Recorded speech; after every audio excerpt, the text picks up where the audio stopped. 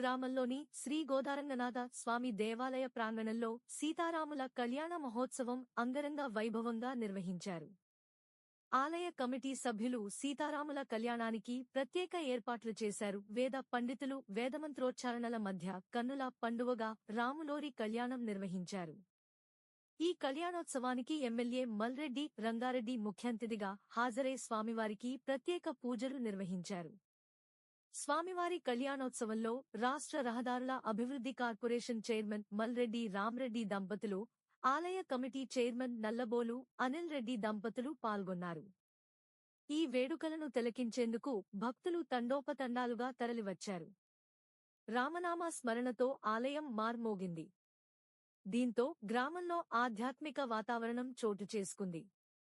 అనంతరం నిర్వహించిన అన్నదానంలో భక్తులు పెద్ద ఎత్తున పాల్గొని తీర్థ ప్రసాదాలను స్వీకరించారు.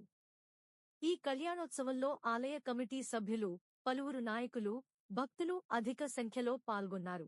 శ్రీరామనవమి శుభాకాంక్షలు ఈ నియోజకవర్గ ప్రజలందరికీ, అదేవిధంగా కేఎంజల్ మున్సిపాలిటీ ప్రజలందరికీ కూడా శుభాకాంక్షలు తెలియజేసుకుంటూ, మరి తొర్రూరు గ్రామంలో దినదిన అభివృద్ధి చెందుతున్న స్వయంభుగా వెలిసిన రంగనాయక స్వామి దేవాలయంలో పెద్ద ఎత్తున ఈరోజు ఈ శ్రీరామనవమి కళ్యాణోత్సవం చేసిన మా గ్రామస్తులందరికీ కూడా నేను ప్రత్యేకంగా శుభాకాంక్షలు తెలియజేస్తున్నా. ఎందుకంటే ఒక నెల రోజుల నుంచి ఈ ప్రాంతంలో కనీ విని ఎరగని రీతిలో ఈ టెంపుల్ను అభివృద్ధి చేయడం జరిగింది.